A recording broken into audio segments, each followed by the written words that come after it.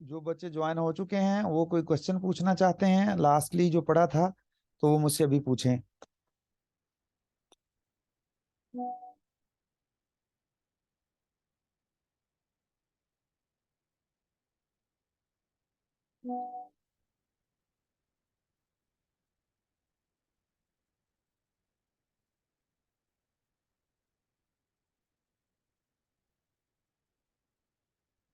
बच्चों सारी बातें समझ आ गई थी कल?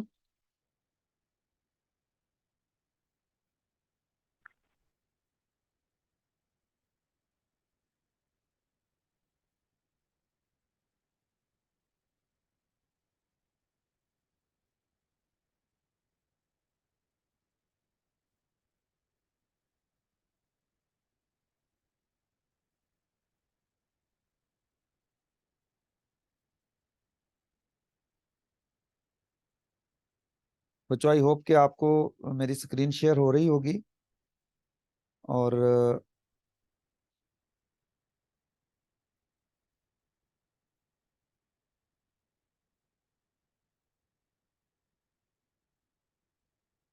कोई अगर मसला हो तो आप अपना माइक अनम्यूट करके पूछ सकते हैं मुझसे बात।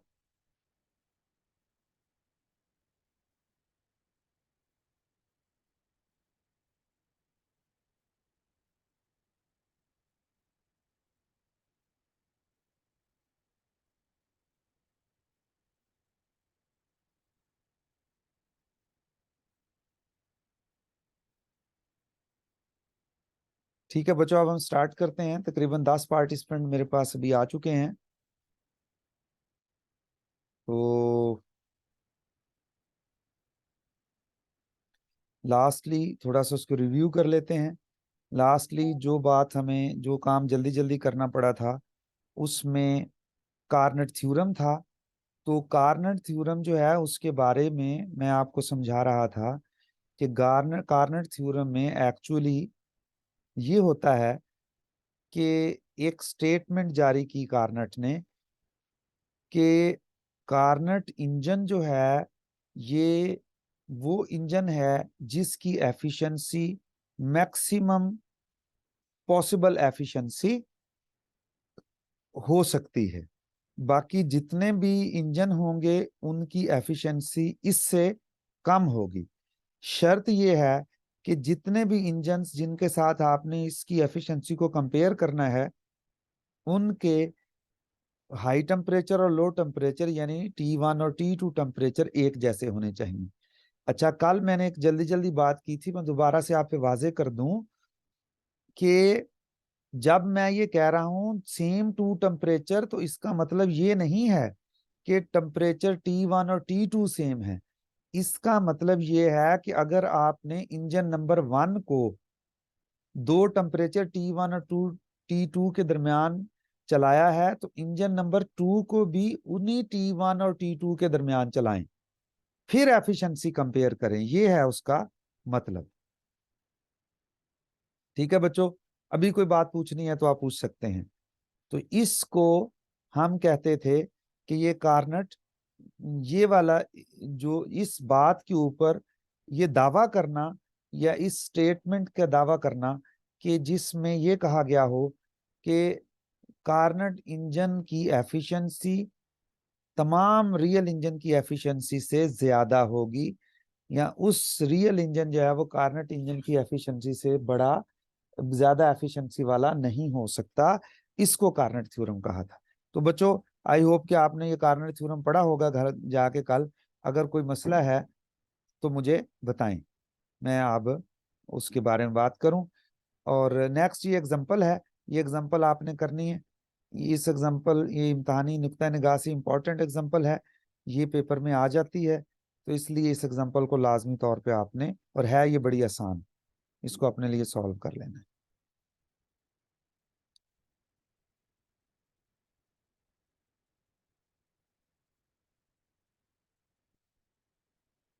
बच्चों चैट में अपना जो रोल नंबर है और नेम लिख करके, अपना जो क्लास का रोल नंबर और नेम लिख के चैट में आप मैसेज कर दें मुझे।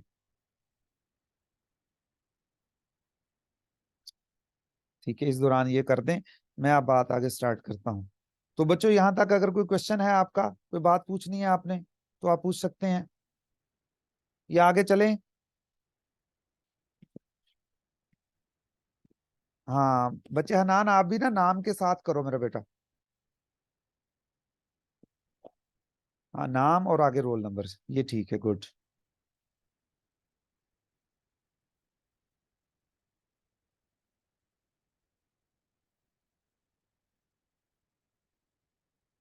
बच्चों फिर अगर कोई क्वेश्चन नहीं है तो फिर आगे चलूं? मेरी आवाज आ रही है ना आप लोगों को? जी सर, आ रही है। Okay okay, thank you. अच्छा बच्चों, आज मैं आपको समझाने लगा हूं thermodynamic scale of temperature. Thermodynamic scale of temperature, तो आइए हम बात करते हैं थर्मोडायनामिक स्केल ऑफ टेम्परेचर क्या है। ठीक है बेटा, ये एनोटेट ना करें, अगर एनोटेट आप करेंगे तो स्क्रीन के ऊपर ना आना शुरू हो जाएगा।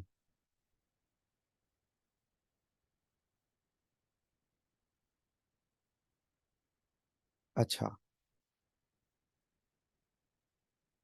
तो आइए स्टार्ट करते हैं बच्चों। अब मैं आपको बात यहां से स्टार्ट करता हूं कि आप सबको पता है, जैसे आपने थर्मोमीटर सबने देखा हुआ है, ठीक है?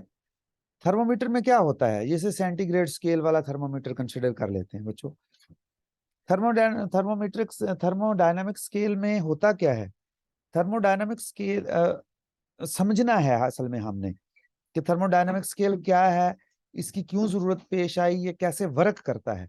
ये बात समझने के लिए जरूरी है कि हम सबसे पहले जो ऑलरेडी टेम्परेचर स्केल हमारे पास मौजूद हैं, जिनके बारे में हम फैमिलियर हैं थोड़े से, वो समझ लें क्या होते हैं। तो बच्चों ये याद रखना कि थर्मोडायनामिक स्केल में को समझने के लिए हम सबसे पहले सेंटीग्रेड स्केल को समझते हैं कि वो कैसे वर्क करता है।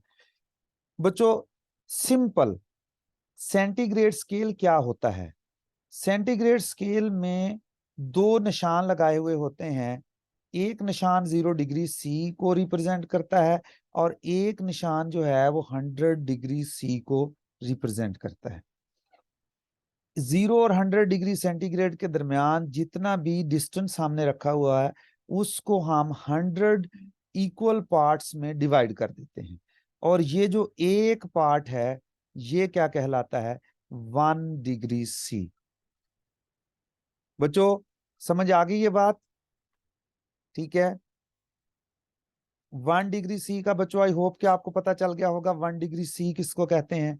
तो क्या है कि अब अगला मकसद, अगली बात जो समझानी इंपॉर्टेंट पॉइंट, कि ये हमें ये 0 डिग्री सी वाला निशान लगाना कैसे, और 100 डिग्री सी वाला निशान पुट कैसे करना है, लगाना किस तरह से है। ठीक है ना, इसको समझना किस, ये लगा कैसे। बच्चों जब कभी भी कोई स्केल बनाना होता है, टेम्परेचर स्केल बनाना होता है टेम्परेचर कैलकुलेशन के लिए, तो हमेशा याद रखें, सबसे पहले हमें एक कोई चीज ढूंढनी होती है, एक सिस्टम ढूंढना होता है, कोई प्रॉपर्टी, उसकी कोई प्रॉपर्टी ढूंढनी होती है। जैसे जो आपके पास, आप जिनसे वाकिफ हो, वो है मरकरी। एक सब्सटेंस ढूंढना होता है, और उस सब्सटेंस की भी एक स्पेशल प्रॉपर्टी होनी चाहिए। हमने जो सेंटीग्रेड स्केल के लिए ढूंढा हुआ है सब्सटेंस, वो है मरकरी। और मरकरी की एक प्रॉपर्टी है कि मरकरी का जो वॉल्यूम होता है वो डायरेक्टली प्रोपोर्शनल होता है टेम्परेचर के। ठीक है बच्चों, तो दूसरी रिक्वायरमेंट क्या होती है, जब कभी भी आपने टेम्परेचर स्केल बनाना हो तो दूसरी रिक्वायरमेंट बच्चों क्या होती है, कि आपने जो टेम्परेचर है उसके प्रोपोर्शनल एक फिजिकल प्रॉपर्टी उस सब्सटेंस की ढूंढनी होती है। तो मरकरी की हमने ढूंढी हुई है वॉल्यूम। तो यहां से हमें पता चल जाएगा कि जो ही टेम्परेचर राइज होगा को मरकरी का वॉल्यूम भी बढ़ेगा, जो ही टेम्परेचर डाउन होगा मरकरी का वॉल्यूम भी कम हो जाएगा। तो वॉल्यूम की मेजरमेंट से हम पता चला सकते हैं कि टेम्परेचर कितना है। ठीक है बच्चों, तो ये आइडिया था, ये बेसिक कॉन्सेप्ट है किसी भी किसी भी टेम्परेचर स्केल को बनाने के बिहाइंड ये बुनियादी आइडिया है, ये बुनियादी असूल है। बच्चों अगर समझ आ गया है तो आगे चलूं, ठीक है ना? होप के समझ आ गया होगा। ये बुनियादी आइडिया हमने अप्लाई किया ये वाले सेंटीग्रेड स्केल बनाने के लिए। बच्चों कैसे किया ये 1 मिनट के लिए समझा दूं। हमने मरकरी ली, उसको एक शीशे की नाली में रखा। शीशे की नाली में रख करके, शीशे की नाली में इसलिए रखा कि हमें वॉल्यूम का आइडिया हो जाए कि वॉल्यूम कैसे बढ़ता या कम होता है। ठीक है, हमने उस शीशे की नाली में मरकरी को भर करके क्या किया, सिंपली रख लिया एक टब में जहां पे पानी का टेम्परेचर 0 डिग्री C था। और फिर वो वॉल्यूम कम होते होते उस नाली में एक खास लेवल के ऊपर आके रुक गया, जिससे उसका पर्टिकुलर वॉल्यूम बन गया। इसका नाम 0 डिग्री C रख लिया बच्चों, और एक निशान लगा दिया इसके ऊपर। फिर हमने दोबारा से नाली इसी अरेंजमेंट को लिया और उसको हमने खोलते हुए पानी में रख दिया 100 डिग्री C कि उसको 100 डिग्री C कहा। तो देखा कि वॉल्यूम बढ़ते बढ़ते वो फर्ज किया यहाँ पर आ गया, तो इसका नाम क्या रख लिया, 100 डिग्री C। ठीक है बच्चों, तो इस तरह से 0 डिग्री C लगा, 100 डिग्री C लगा, उसके दर्जे किए, और इस तरह से हमें पता चल जाता है कि फलां चीज का टेम्परेचर इतने डिग्री C है। बच्चों ये याद रख लेना है अब आपने। ठीक है, यहां तक आई होप कि आपको समझ आ गई होगी। कोई बात रिपीट करने की जरूरत है तो मुझे अभी बता दें, अगर नहीं तो फिर मैं आगे चल रहा हूँ। ठीक है, अच्छा बच्चों, अब आ जाते हैं अपने नेक्स्ट आइडिया के ऊपर। पहला आइडिया में क्लियर हो गया कि टेम्परेचर स्केल क्या होता है, टेम्परेचर स्केल कैसे बनता है। टेम्परेचर स्केल के बनाने के लिए लाजमी तौर पे हमें जो इम्पोर्टेंट चीज़ है वो एक सब्सटेंस होता है, और उस सब्सटेंस की कोई एक प्रॉपर्टी होती है जो टेम्परेचर के डायरेक्टली प्रोपोर्शनल होनी चाहिए। ये कंडीशंस हैं। तो आम जो थर्मोडायनामिक स्केल आपको नजर आते हैं उसमें वो प्रॉपर्टी जो है वो वॉल्यूम है, और वो सब्सटेंस जो है वो मरकरी है। ठीक है बच्चों?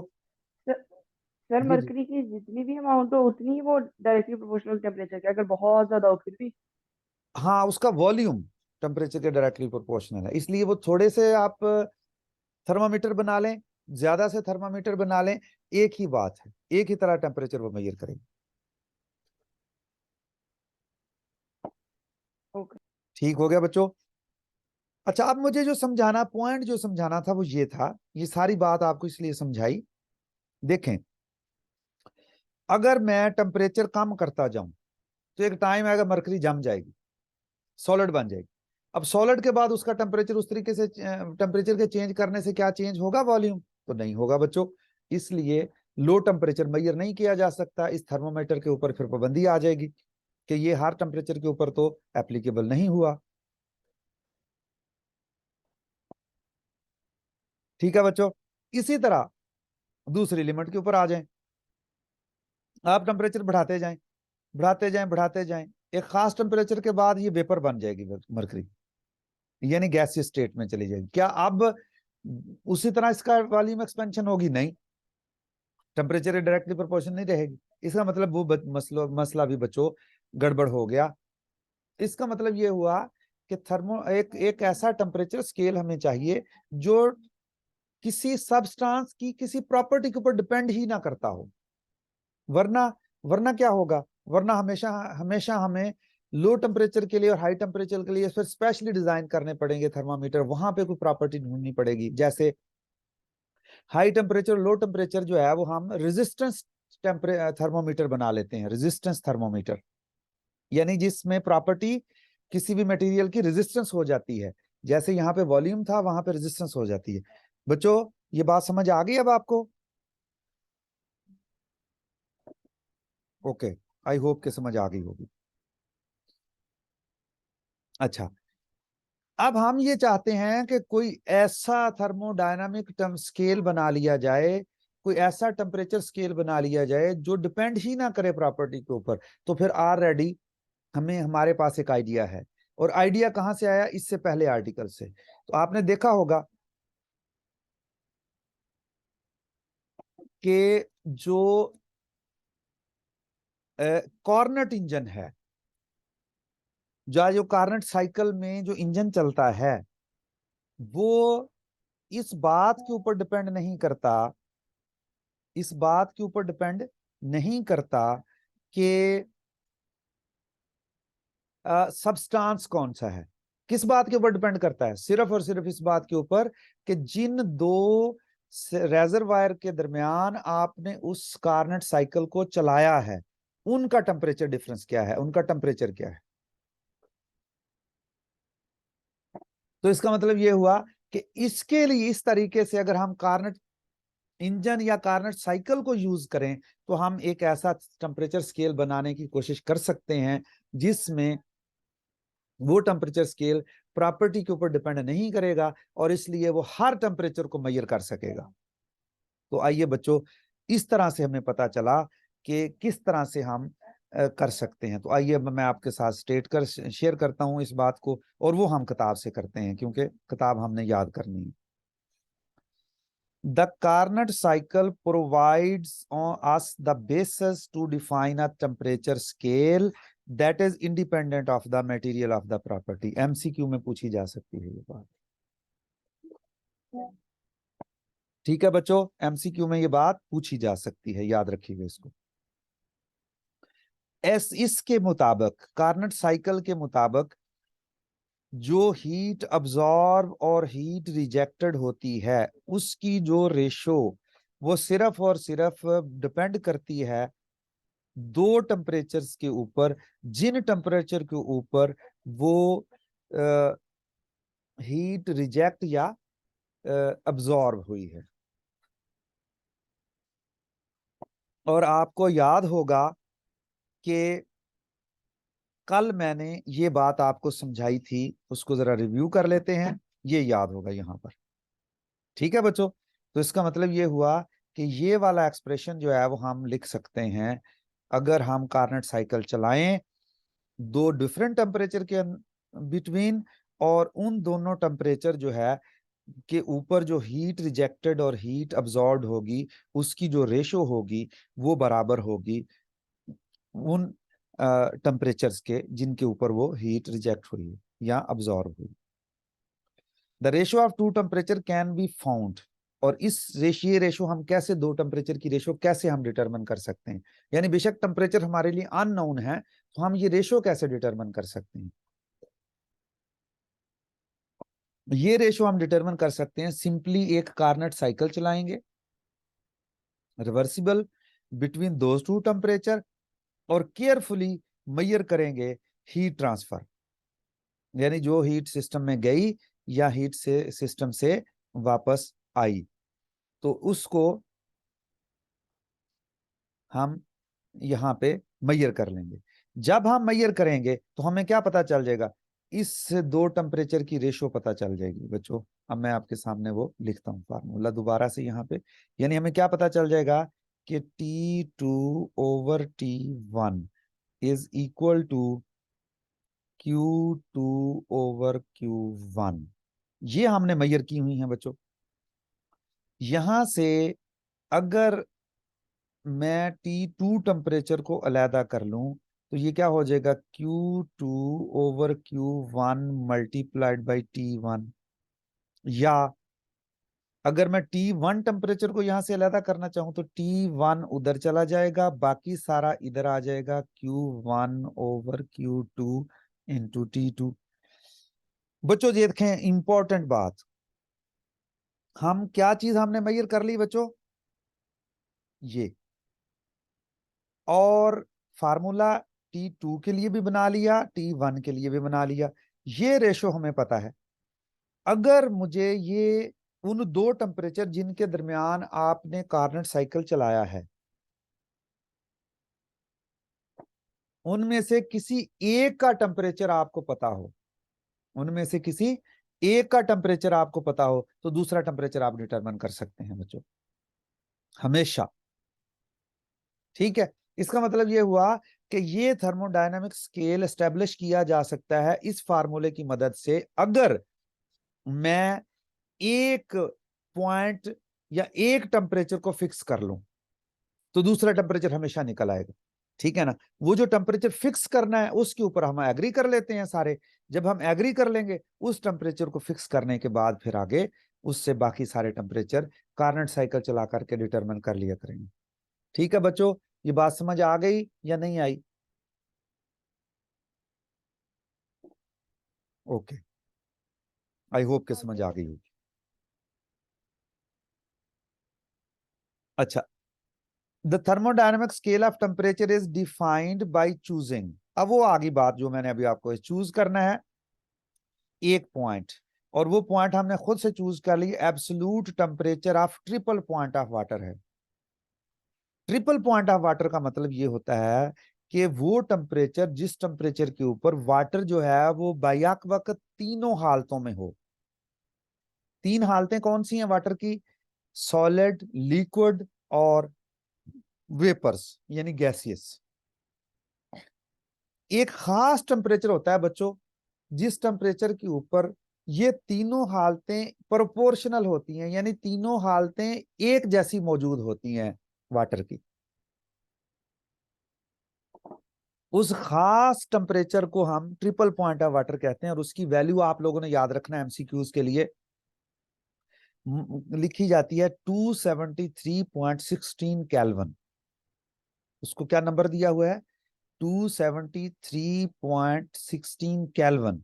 किस पर? केल्विन स्केल के ऊपर। ठीक है बच्चों, और इसको हम ये कहते हैं कि हमने एक फिक्स्ड पॉइंट ले लेना है एब्सोल्यूट जीरो का। ठीक है ना। One fixed point and absolute zero as the other. यानी एक फिक्स पॉइंट ये ले लिया, जैसे अभी आपने किया था ना जीरो टेम्परेचर स्केल के ऊपर। अब इस टेम्परेचर स्केल के ऊपर बच्चों ऐसे बनाएंगे एक पॉइंट, उसको कहेंगे ये 0 केल्विन का पॉइंट है, और एक पॉइंट जिसको हमने कहना है कि ये ट्रिपल पॉइंट ऑफ वाटर है जो कि 273.16 केल्विन। ठीक है। अब ये गो के अटेनेबल नहीं है, लेकिन अब हमने इसको फिक्स कर लिया वहां पर। ठीक है ना। जो अटेनेबल है उसको भी फिक्स कर लिया। अब इसको हमने इन दो पॉइंट्स के दरमियान जो टेम्परेचर डिफरेंस है, इन दो पॉइंट्स के दरमियान जो टेम्परेचर डिफरेंस, और ऑब्वियसली नजर आ रहा है कितना है बच्चों? 273.16 केल्विन है इन टेम्परेचर डिफरेंस। इस टेम्परेचर डिफरेंस को इतने ही बराबर हिस्सों में तकसीम किया, इस टेम्परेचर डिफरेंस को इतने ही बराबर हिस्सों में तकसीम किया, तो एक हिस्सा 1 केल्विन कहलाया। ठीक है बच्चों, एक हिस्सा 1 केल्विन का। ये इंपॉर्टेंट बात है, याद रखना। दोबारा से समझ लें, 0 केल्विन और वाटर के ट्रिपल पॉइंट टेम्परेचर के दरमियान जितना भी टेम्परेचर है उसको हमने 273.16 केल्विन टेम्परेचर को 273.16 पार्ट में डिवाइड कर लिया। एक पार्ट का नाम क्या रख लिया? 1 केल्विन। ये बच्चों याद रखना, एक पार्ट का नाम वो एक रखा 1 केल्विन। तो आज के बाद हमें ये पता चला कि 1 केल्विन टेम्परेचर कितना होता है। कितना होता है बच्चों? रिपीट करें मेरे साथ, कितना होता है? 1 केल्विन टेम्परेचर होता है वाटर के ट्रिपल पॉइंट और 0 डिग्री केल्विन के बिटवीन 273, जितना भी टेम्परेचर है इसका 1/273.16 पार्ट। ठीक है ना। क्या कहलाएगा? 1 केल्विन।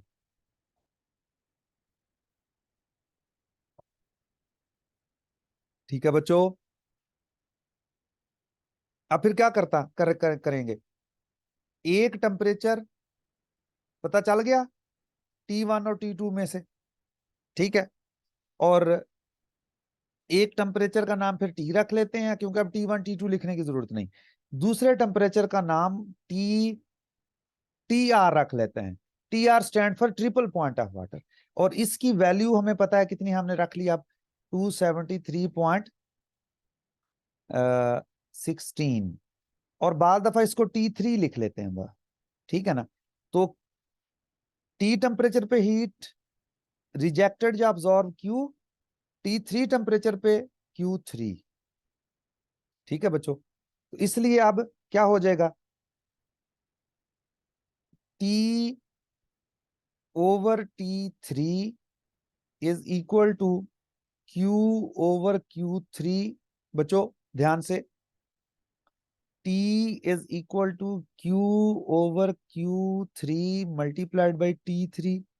T3 की वैल्यू हमें पता है, T is equal to 273.16 multiplied by Q over Q3 kelvin. तो ये है बच्चों लिखी हुई बात आपकी किताब में। ओके, अब क्या करना है, टेम्परेचर मेजर कैसे करना है।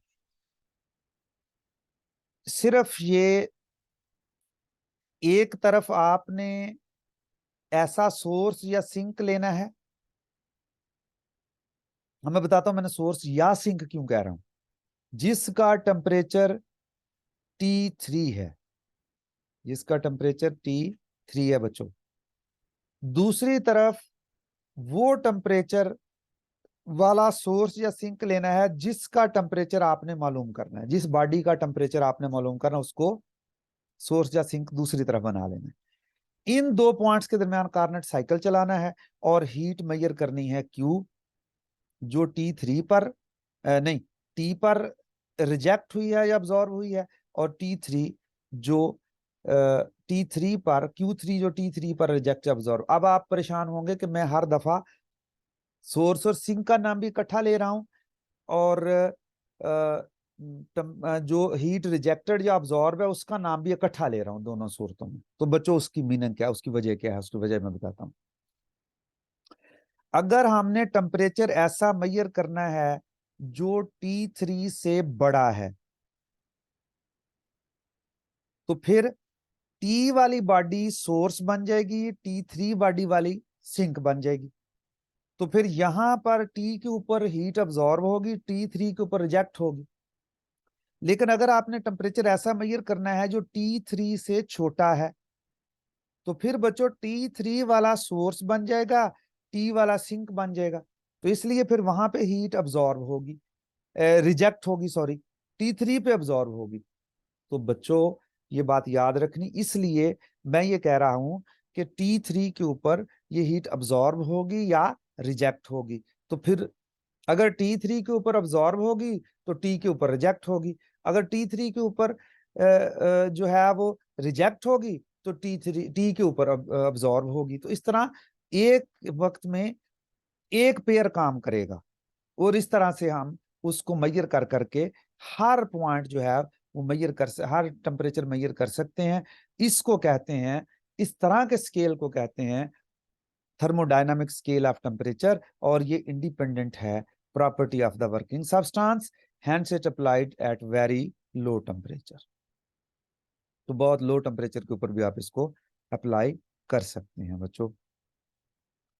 अब हम बात आगे आ जाते हैं, ये तो एक छोटी सी बात थी। अब चूंकि मैं ये चाहता था कि आपको मैं इसकी असल बात समझा दूं कि ये ऐसा क्यों है, हालांकि ये याद करने में तो 5 मिनट में किया जा सकता है, लॉन्ग क्वेश्चन नहीं आता, ये शॉर्ट क्वेश्चन आता है।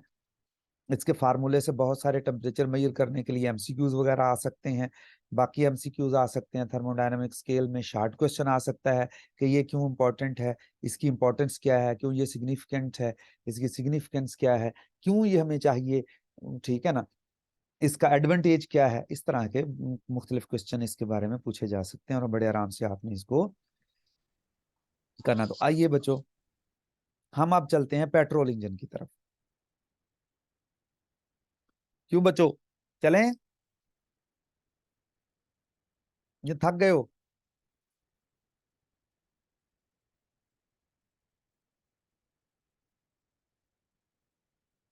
चलो अभी 10 मिनट है हमारे पास, 10 मिनट में हमारी डिस्कशन हो जाएगी, कुछ ना कुछ समझते हैं इसको।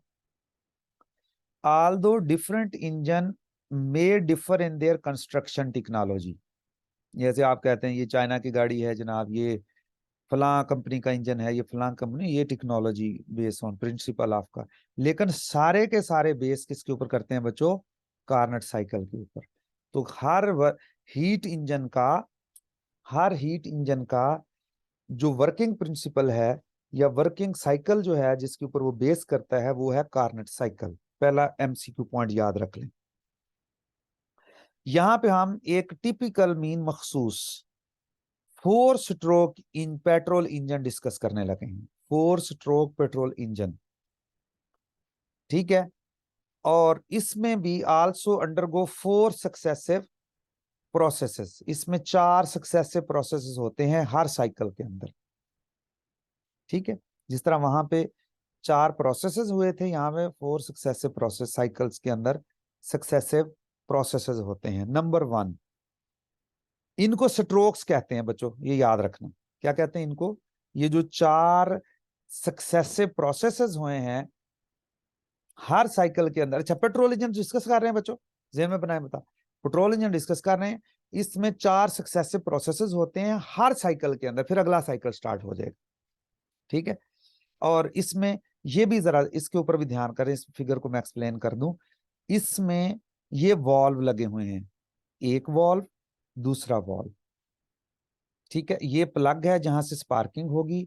ये सिलेंडर का एरिया है जिसमें बच्चे, ये सिलेंडर का एरिया है जिसमें क्या होगा, हॉट गैसेस जलेंगी। और ये सिलेंडर है, ये पिस्टन है, ये पिस्टन है ये वाला। और ये एक रॉड के साथ, एक और बड़े रॉड के साथ जुड़ा हुआ है जिसको क्रैंक शाफ्ट कहते हैं। इस बड़े रॉड को क्रैंक शाफ्ट कहते हैं। क्रैंक शाफ्ट एक लंबी सी नाली होती है। मैं अभी देखता हूं अगर मुझे नजर आ जाए यहां से। ये बच्चों देखें जरा, ये आपको नजर आ रही होगी ये। और इधर एक व्हील बड़ा सा लगा, इसको फ्लाई व्हील कहते हैं। ये क्रैंक शाफ्ट है। ये 4 सिलेंडर इंजन है। एक सिलेंडर ये है, दूसरा सिलेंडर ये है, तीसरा सिलेंडर ये है, चौथा सिलेंडर ये है। हमने हर एक सिलेंडर का प्रोसेस पढ़ लेना है। इसी तरह इसका होगा, इसी तरह इसका होगा, इसी तरह इसका होगा। यानी एक सिलेंडर वाला इंजन हो सकता है, 2 सिलेंडर वाला इंजन हो सकता है, 3 सिलेंडर वाला इंजन हो सकता है। यहां पे उसने 4 सिलेंडर वाला इंजन शो किया हुआ है, ठीक है बच्चों। मैंने ये सारी चीजें आपको दिखाई कि इंजन एक से ज्यादा सिलेंडर पे मुश्तमिल हो सकते हैं। हमने अभी जो डिस्कशन करनी है वो सिर्फ एक सिलेंडर की करनी है, बाकी सिलेंडर भी उसी तरह वर्क कर रहे होंगे। हर सिलेंडर एक रॉड के साथ जुड़ा हुआ होगा जिसको क्रैंक शाफ्ट कहते हैं। और सिलेंडर के अंदर एक पिस्टन जहां पे चल रहा होगा, ठीक है। क्रैंक शाफ्ट आगे एक बड़े से व्हील के साथ एसोसिएट होगी जिसको फ्लाई व्हील कहते हैं। तो अब हम इन सारी चीजों को बारी बारी देखते हैं। तो अब हमारा असल मकसद क्या था कि 4 सक्सेसिव प्रोसेसेस को समझना हर साइकिल के अंदर। तो पहला जो प्रोसेस है, पहला जो साइकिल है उसमें साइकिल का जो पहला, अच्छा इनका नाम मैंने अभी आपको बताया कि क्या कहते हैं इनको, इनको कहते हैं स्ट्रोक्स। इनको क्या कहते हैं? स्ट्रोक्स। अच्छा, ये जो स्ट्रोक्स हैं उनको अब हमने डिस्कस करना है। तो पहला स्ट्रोक जो है तो उसका नाम है बच्चों इनटेक स्ट्रोक। ये हेडिंग बनाना है आपने। क्या बनाना है? इनटेक स्ट्रोक, इसका हेडिंग बनाना है, ठीक है। The cycle starts on the intake stroke. Intake stroke में होता क्या है? In which piston moves outward.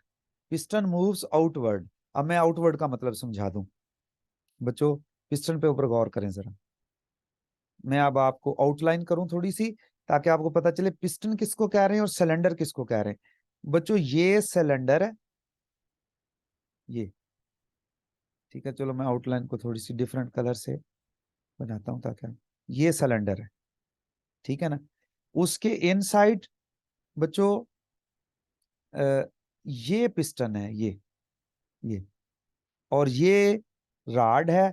और यहाँ पे राड के साथ मिला जोड़ा हुआ है उसको क्रैंकशाफ्ट के साथ। आउटवर्ड का क्या मतलब है?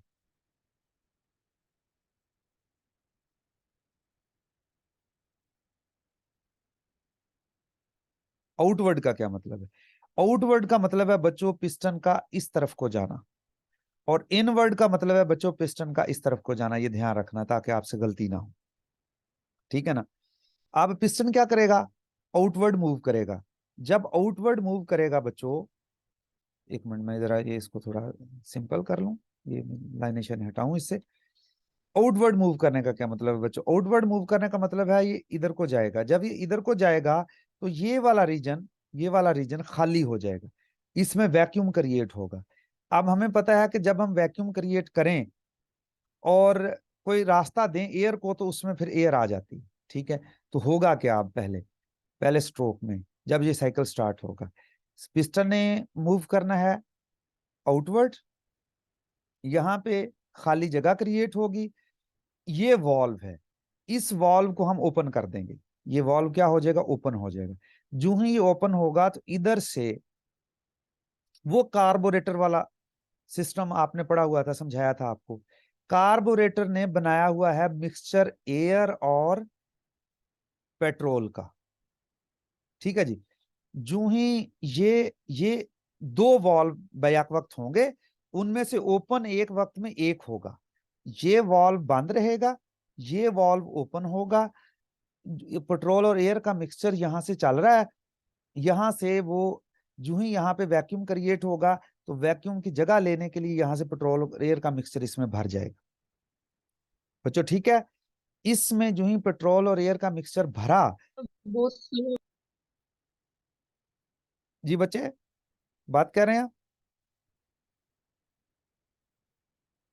अच्छा, जो ही ये बच्चों मिक्सर भरा, भर के इस ये पहला स्ट्रोक मुकम्मल हो गया, पहला स्ट्रोक मुकम्मल हो गया। अब देखते हैं किताब वाला पहले स्ट्रोक की ये वाली बातें कैसे कर रहा है, गौर कीजिएगा। Piston moves outward and petrol और air mixture drawn through the inlet valve, और वो वॉल्व जिसमें से पेट्रोल और एयर का मिक्सचर आता है उसका नाम क्या रख लिया? इनलेट, अंदर ले जाने वाला। Into the cylinder from the carburettor of the at atmospheric pressure. ठीक है जी, ये हो गया। दूसरा स्ट्रोक क्या होगा? दूसरे स्ट्रोक में बच्चों पिस्टन मूव करेगा इनवर्ड, उसका नाम क्या रखना है आपने? Compression stroke. इनलेट वॉल्व बंद हो जाएगा, क्योंकि अगर इनलेट वॉल्व बंद ना किया आपने तो क्या होगा? वो मिक्सचर दोबारा निकल जाएगा बाहर, उसको निकलने नहीं देना आप। उस मिक्सचर को कंप्रेस करना है adiabatically by inward movement of the piston. ये दूसरा स्ट्रोक भी खत्म हो गया। अब फिगर जहन में आया तो समझ आ गया। ऑन पावर स्ट्रोक, लास्ट तीसरा स्ट्रोक इंपॉर्टेंट है, और इसको किसका नाम आपने हेडिंग देना है? Power stroke. पावर स्ट्रोक में क्या होता है? पावर स्ट्रोक में ये होता है बच्चों कि ये स्पार्किंग प्लग लगा हुआ है सिर्फ इस काम के लिए। इस स्पार्किंग प्लग ने क्या करना है? जब वो कंप्रेस्ड है, फुल कंप्रेस्ड है, फुली कंप्रेस्ड स्टेट में इसने क्या करना है? यहां से स्पार्किंग करनी है, इसको आग लग जानी। जो ही इसको आग लगी तो हमें पता है जलने पर टेम्परेचर बढ़ता है और गैसेस फैलती हैं, और ये एयर है, इसका टेम्परेचर बढ़ेगा और ये फैलेगी। जब फैलेगी तो फिर ये क्या करेगी? इस पिस्टन को डाउनवर्ड डायरेक्शन में पुश करेगी, और ये पुश करना ही पावर है। जो पावर पिस्टन के थ्रू किसको मिल जाएगी? पिस्टन जब बाहर की तरफ को निकलेगा, आउटवर्ड मूव करेगा, तो ये क्रैंक शाफ्ट को घुमाएगा। क्रैंक शाफ्ट आगे फ्लाई व्हील के साथ लगी हुई है, तो ये फ्लाई व्हील में एनर्जी स्टोर कर लेगा। ठीक है, तो मैं आपको समझाने लगा, इसलिए इसको पावर स्ट्रोक कहते हैं। पावर इंजन की इस स्ट्रोक में मिलती है।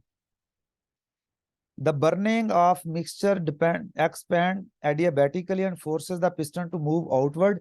This is the stroke that deliver power to the crankshaft and to drive the flywheel. बच्चों लेस देन 1 मिनट रहता है इसमें, फ्लाई व्हील को ये चला गया। उसके बाद अब गैस जब जल गई तो बाद में क्या रह गया? जला हुआ धुआं। उस धुएं को आपने बाहर निकालना, उसको एग्जॉस्ट स्ट्रोक कहेंगे। और उसमें आउटलेट वाल्व ओपन होगा, वो जो मैंने कहा था पहले बंद है, वो ओपन होगा। पिस्टन फिर आउटवर्ड इनवर्ड मूव करेगा।